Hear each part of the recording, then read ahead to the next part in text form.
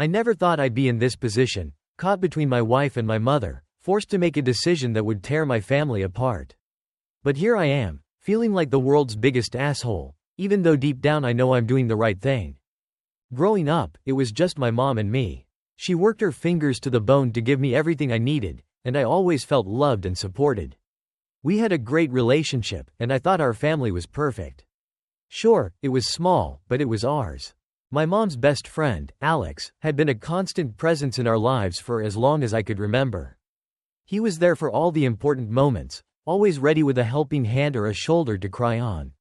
I never questioned his place in our lives or his relationship with my mom. When my wife was looking for a job a few years ago, my mom suggested she work for Alex. It seemed like the perfect opportunity, and we were grateful for the connection. But it wasn't long before I noticed a change in my wife. She became distant, moody, and withdrawn. I knew something was wrong, but I couldn't figure out what. Finally, after weeks of gentle prodding, my wife broke down and told me the truth. Alex, the man I'd known my whole life, the man my mother considered her best friend, was sexually harassing my wife at work. He made crude jokes, inappropriate comments, and even threatened to discipline her when she made mistakes. The image of him lining up my wife and his secretary against a wall, taking off his belt, is one that will haunt me forever. I was furious. My first instinct was to confront Alex myself, but my wife was terrified of losing her job or facing retaliation. We decided to talk to my mom instead, hoping she could intervene and put a stop to it. To her credit, my mom was angry when we told her. She immediately stepped in and got Alex to stop his behavior. She even offered to help my wife transfer to a different department so she wouldn't have to work directly under him anymore. I was relieved that she took action, but a part of me expected more. I thought she would cut Alex out of her life completely. But she didn't. My mom and Alex remained best friends, as if nothing had happened. It was like a slap in the face to my wife and me. How could she still be friends with someone who had treated her daughter-in-law so horribly? My wife couldn't bear to be around my mother anymore, knowing that she was still close to her abuser. She went no contact, and I reduced my interactions with my mom to a bare minimum.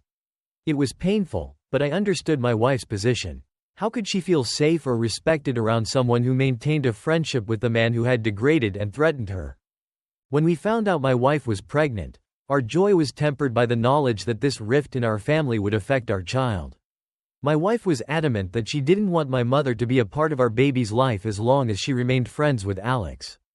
I couldn't argue with her reasoning. How could we trust my mom to protect our child when she couldn't even stand up for my wife? I decided it was time to force the issue. I told my mom she had to choose between us and Alex. I explained that I couldn't have her in my life, or in my child's life, if she continued to support him. It was an ultimatum, and I hated giving it, but I felt I had no choice. My mom asked for time to think about it, and I agreed. I hoped that given some time to reflect, she would realize the gravity of the situation and choose her family over her friend. I was wrong. When she finally got back to me, my mom's words cut deep. She said she was sorry she had to choose, but Alex was the only person who had consistently been there for her. She talked about how he was the only one in the room when my sister was born, how he supported her through personal struggles years ago. She said she understood that we had our own lives now, but at the end of the day, Alex was the only person who she felt really cared about her. I was heartbroken. How could she say that? Didn't we care about her? Didn't I care about her? But I knew I had to stand firm. I told her she had made her choice, and that meant I had to go no contact. She seemed genuinely sad but said she was confident in her decision. Now, the rest of our family is in an uproar. They're calling me heartless, saying I never should have made my mom choose. They don't understand the position I'm in, caught between protecting my wife and unborn child and maintaining a relationship with the woman who raised me. I lie awake at night, wondering if I've done the right thing. Am I the asshole for cutting my mom out of my life and my child's life? Should I have found a way to compromise? But then I think about my wife, about the fear and humiliation she endured at Alex's hands, and I know I can't back down. This situation has forced me to confront some hard truths about my family. The mother I thought I knew, the woman who had always protected and supported me, chose her friendship with an abuser over her relationship with her son and grandchild. It's a betrayal that cuts deep, and I'm not sure I'll ever fully recover from it. As I prepare for the birth of my child, I'm filled with a mix of emotions. Joy at the new life we're bringing into the world, sadness at the family relationships that have been irreparably damaged, and fear that I'm somehow repeating the cycle of broken families that I thought I'd escaped.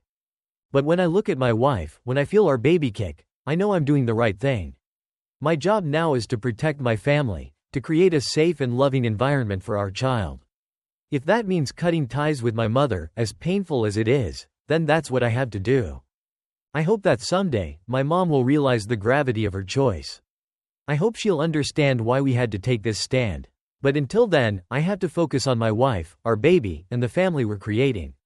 It's not the family I imagined growing up, but it's ours, and I'll do whatever it takes to protect it. As I face this new chapter in my life, I can't help but reflect on the complexities of family relationships, the weight of the choices we make, and the unexpected ways our past can impact our future. I'm learning that being a good person sometimes means making difficult decisions, even when they break your heart. And I'm realizing that family isn't always defined by blood, but by the people who stand by you, support you, and prioritize your well-being. In the end, I may be seen as the asshole by some, but I know in my heart that I'm doing what's best for my wife and child. And really, isn't that what being a husband and father is all about? It's been a week since that night, and I'm still trying to process everything that happened. I'm sitting here in my childhood bedroom at my mom's house, watching my kids play in the backyard through the window, and I can't help but wonder how we got here. James and I have been together for over a decade. We met in college, fell in love, and got married soon after graduation. For the most part, our life together has been good. We've had our ups and downs like any couple, but I always felt secure in our relationship. James was my rock, my partner, the father of my children. He was the kind of man who would come home from work and immediately get down on the floor to play with our kids. He'd help with homework, read bedtime stories, and always made time for family dinners. But things started to change about 6 months ago. It was subtle at first. James would come home a little later than usual, saying he'd stopped for a drink with coworkers. I didn't think much of it initially. Everyone needs to blow off steam sometimes, right? But then it became more frequent. One beer after work turned into several. He started going out on weekends too, coming home late and stumbling into bed. I tried to talk to him about it. I expressed my concerns, told him I was worried about his drinking. But James would brush it off, telling me I was overreacting. He'd say things like, "It's just a rough patch at work, babe. I'll cut back soon." I wanted to believe him. I really did. This wasn't the James the first knew, the responsible father and husband who always put his family first. As the weeks went by, James's behavior became more erratic. He'd be irritable in the mornings, snapping at me and the kids over little things. He'd forget promises he'd made to take our son to the park or attend our daughter's dance recital. The smell of alcohol on his breath became a constant presence in our home. I felt like I was walking on eggshells all the time. I didn't know how to help him or how to protect our children from the changes in their father. I started making excuses for him to the kids, telling them Daddy was just tired from work when he'd pass out on the couch instead of reading them a bedtime story. Then came that Friday night. I remember every detail with painful clarity. I had put the kids to bed earlier, read them their favorite stories, and tucked them in.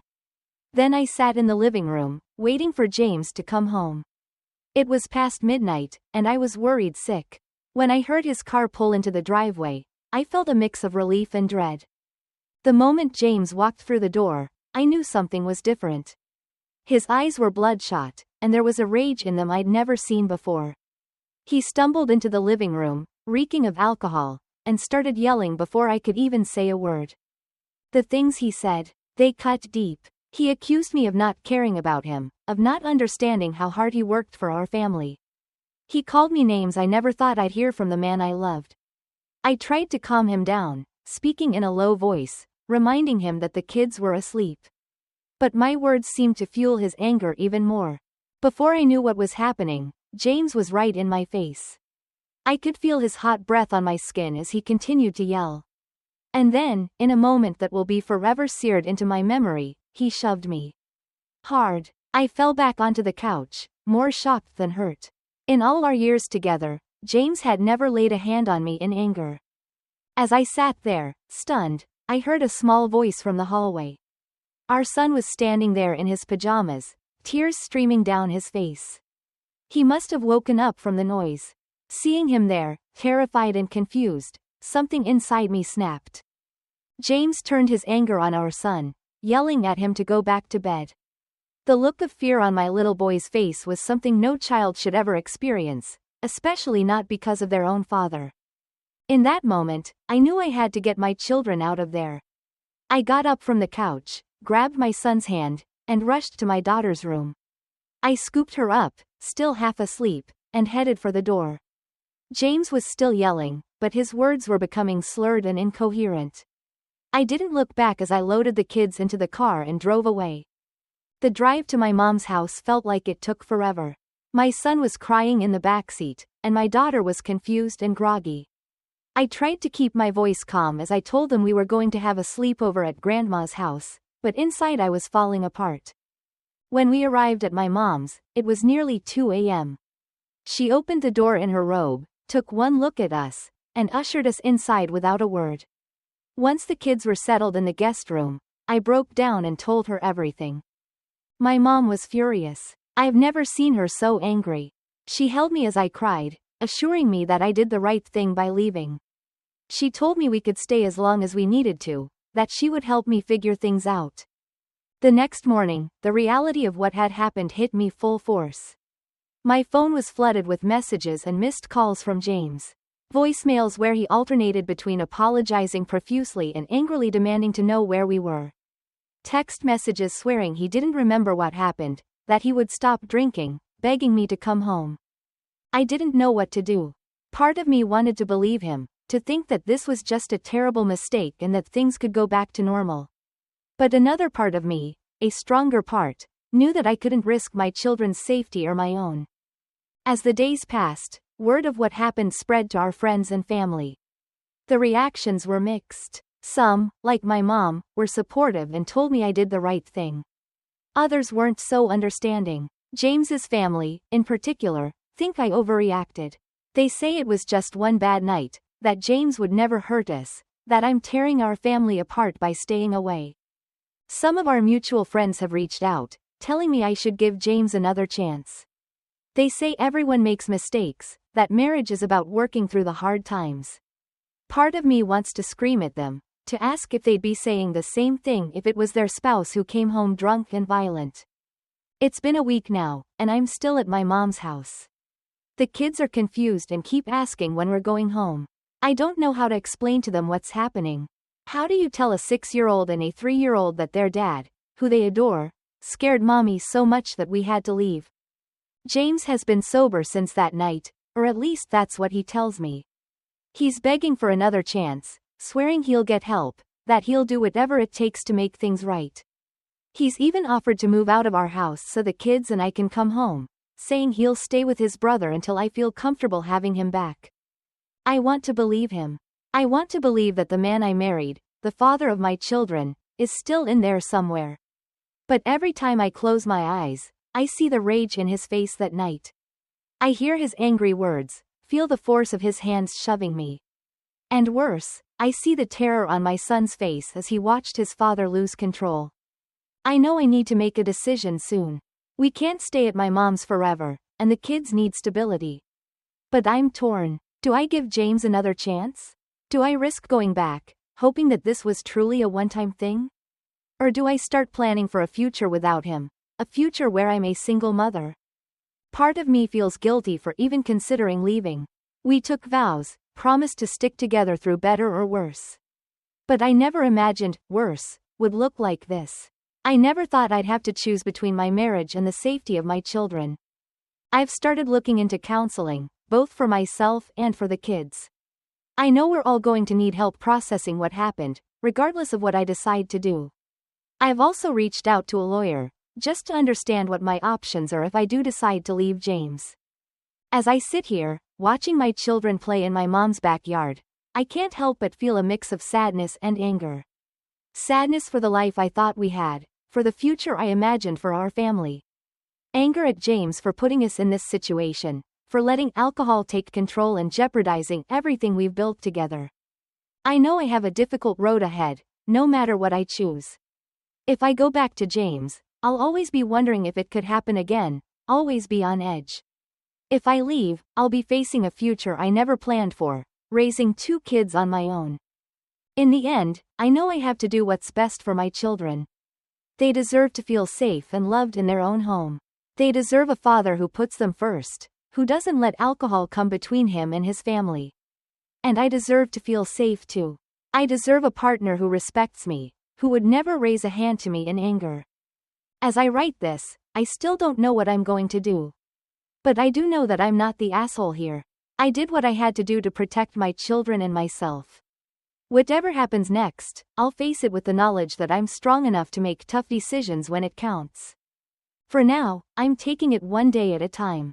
I'm focusing on my kids, on helping them feel secure despite the upheaval in their lives. I'm leaning on my mom and the friends who have been supportive. And I'm trying to find the strength within myself to face whatever comes next. This isn't the life I imagined for myself or my children. But it's the reality we're facing now. All I can do is try to make the best decisions I can with the information I have, and hope that whatever path I choose leads to a better, safer future for all of us.